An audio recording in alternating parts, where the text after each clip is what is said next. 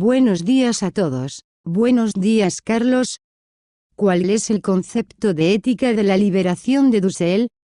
Esta ética pertenece a la filosofía de la liberación latinoamericana, que realiza una ruptura respecto de la ontología occidental, esto es, de la concepción del ser que tienen los europeos, quienes cuando piensan en el ser, en la totalidad de lo que existe, piensan en el mundo europeo, en el mundo occidental, como el único existente, más allá del cual no habría nada, negando así el ser de Asia, de África, de América, negando el ser de las culturas no occidentales. Esto es lo que hacen las grandes ontologías de Hegel y de Heidegger. Dussel por eso se propone destruir esas ontologías y pensar desde el no ser de América, desde otra realidad distinta a la europea. Por otro lado, la filosofía de la liberación mundializa el filosofar, en el sentido de que todos los hombres de cualquier cultura pueden filosofar, y que esta capacidad no es privilegio solo de los europeos y occidentales.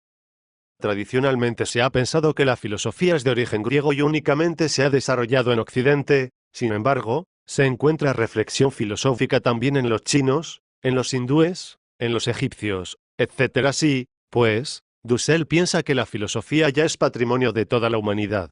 Es cierto que casi todas las teorías científicas y filosóficas han tenido origen occidental y que su tradición es inmensa, pero ello no quiere decir que los no occidentales no sean capaces de proponer teorías.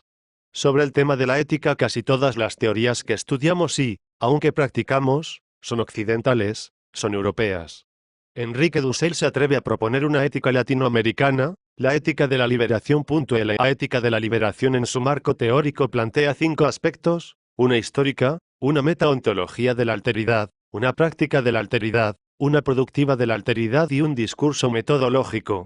Estos serían los conceptos básicos de la ética de la liberación. De acuerdo a esto veremos las 5 formas como se implementa esto. Primera, histórica. Con esto Dussel quiere decir que la filosofía se da en circunstancias históricas concretas, que la filosofía tiene espacios determinados en los cuales se desarrolla, por eso toda filosofía no es filosofía sin más, sino que tiene un apellido, por se ha dado la filosofía griega, la filosofía antigua, la filosofía medieval, la filosofía moderna, la filosofía alemana, la filosofía inglesa, porque se dio en esas geopolíticas concretas, desde las cuales se pretendía ascender a la universalidad. El segundo, metaontología de la alteridad. Meta, en griego quiere decir más allá. Ontología, quiere decir la reflexión sobre el ser occidental. Alteridad, del latín alter, quiere decir el otro, el distinto. Por eso metaontología de la alteridad quiere decir pensar desde el ser del otro que está más allá. Ese ser otro que está más allá de Occidente es América, o África, o los árabes, o los negros, o los indios, o los amarillos. En este tema de la metaontología de la alteridad Dussel trabaja 6 categorías: proximidad, totalidad, mediaciones, exterioridad, alienación y liberación. Tercero, práctica de la alteridad. Hay 4 prácticas de alteridad básicas: las prácticas políticas, las prácticas eróticas, las prácticas pedagógicas, y las prácticas antifetichistas. Política. Son las relaciones o prácticas entre los hombres en el ejercicio del poder de la polis, del poder político, donde se concretan las 6 categorías de la metaontología de la alteridad como proximidad política, totalidad política, mediaciones políticas, exterioridad política, alienación política y liberación política. Erótica. Son las relaciones o prácticas entre los hombres en la dimensión del eros, en las relaciones donde interviene la sexualidad, y donde se concretan las 6 categorías de la metaontología de la alteridad como proximidad erótica, totalidad erótica, mediaciones eróticas, exterioridad erótica, alienación erótica y liberación erótica pedagógica. Son las relaciones o prácticas entre los hombres en la dimensión educativa, en las relaciones donde intervienen los padres e hijos, maestros y alumnos, y donde se concretan las 6 categorías de la metaontología de la alteridad como proximidad pedagógica, totalidad pedagógica, mediaciones pedagógicas, exterioridad pedagógica, alienación pedagógica y liberación pedagógica. Antifetichismo.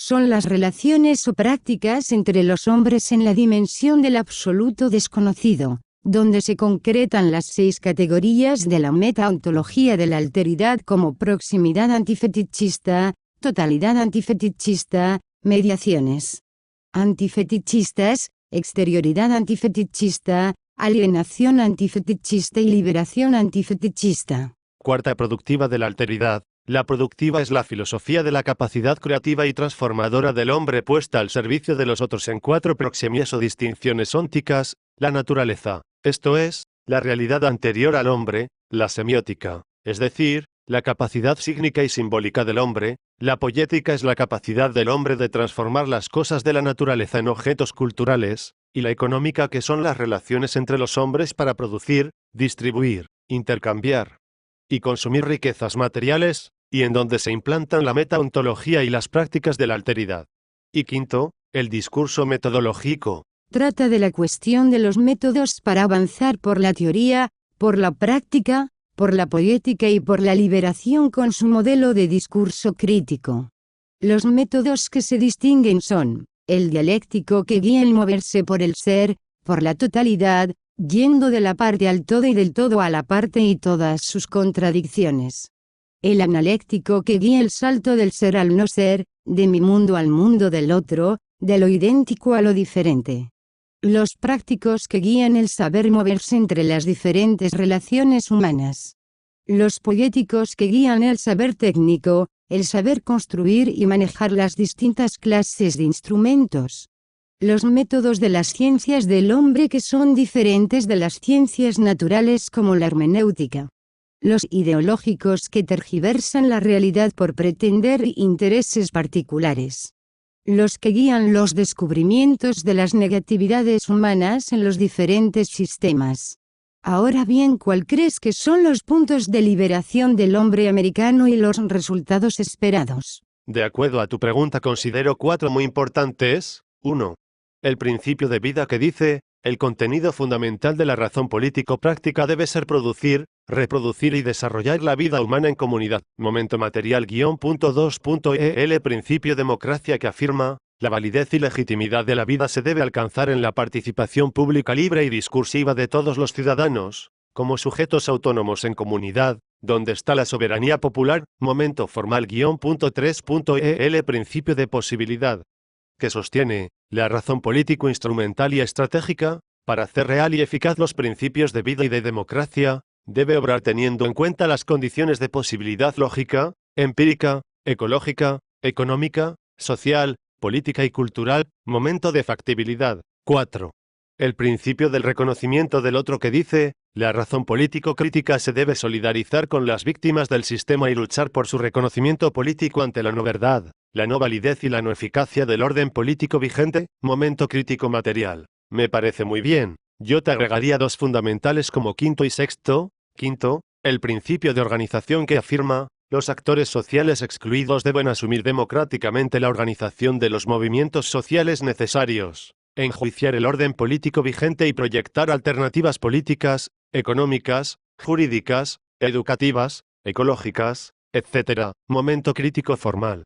Y sexto, el principio de transformación o de liberación, que sostiene: la razón político-liberadora debe organizar y efectuar estratégica e instrumentalmente el proceso de transformación eficaz, deconstruyendo las estructuras injustas, y construyendo los nuevos sistemas políticos, económicos, educativos, jurídicos, ecológicos. Muy bien, de acuerdo a estos planteamientos te invitamos ahora a desarrollar tu guía de trabajo. Buena suerte y esperamos que esto haya sido comprendido.